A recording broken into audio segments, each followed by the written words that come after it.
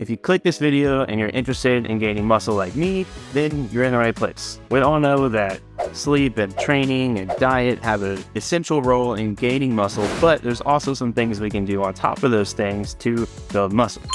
This video is going to be all about 5 supplements that can help you perform better and build more muscle. Supplement number 1 that you need is some kind of protein powder. All protein powders are not built the same. Big thing with protein powders is digestion. For me, some kind of hydrolyzed whey works the best for me.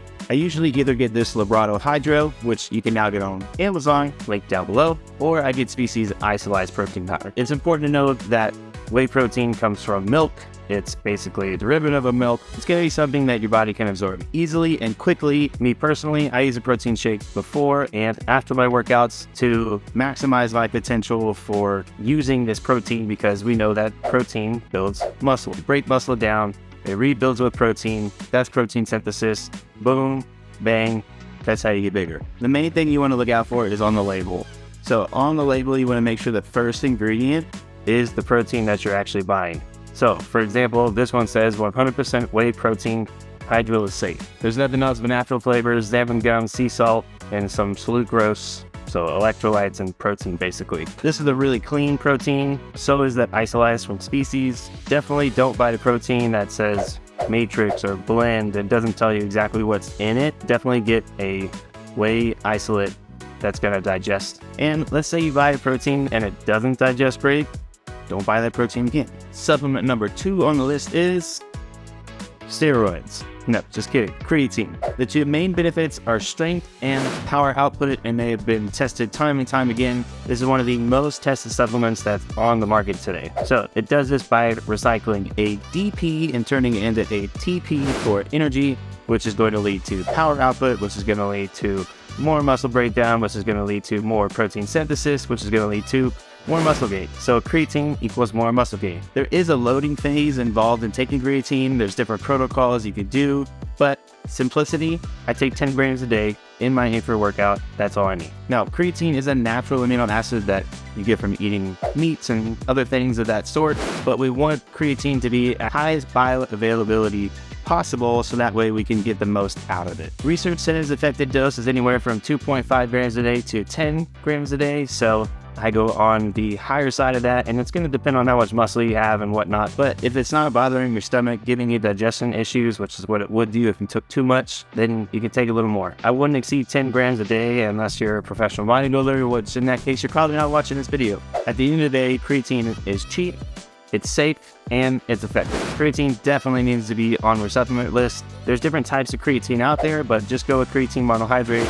It's the one that's been tried and true and tested the most. Go with that one. Supplement number 3 is some kind of pre-workout. Now, there's tons of pre-workouts out there, but there's some main ingredients that you need in your pre-workout to actually fuel your workout. So think of a pre-workout this way. When you work out in the gym, you want that nice pump, you want those veins flowing, you want those muscles filled up with blood. Blood is pushed all around our body. That's how we transfer nutrients around our body to different organs. But when we're working out, we want the most nutrient-rich blood that we can in our muscles, so that way we can get the most out of our workout. With that in mind, you want some kind of citrulline in that pre-workout. That's going to increase your body's arginine levels, which is the main substrate for synthesis of nitric oxide, which is our next thing on the list. You want some kind of NO booster. Nitric oxide helps 3 things. It helps to vasodilate your blood cells, it helps mitochondrial respiration,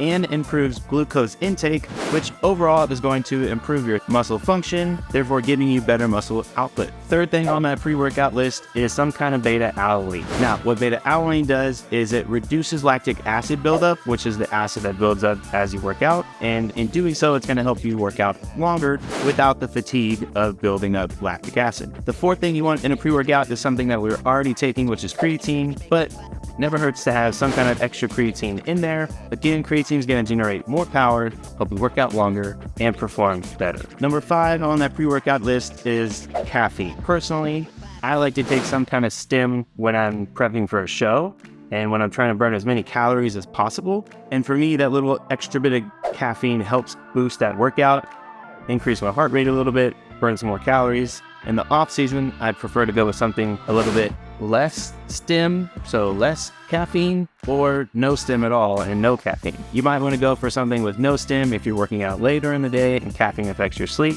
which it usually affects everybody's sleep. But if you're working out during the day or in the morning, caffeine is a viable option that's going to help you get that little extra energy boost. The fourth supplement you need is glutamine. Now, glutamine is the most abundant amino acid in our bodies. It's one of the 20 amino acids that make up all proteins. It's actually made in the muscle cell and transferred via the blood to other parts of the body and different organ systems. It's one of the building blocks for making proteins in the body.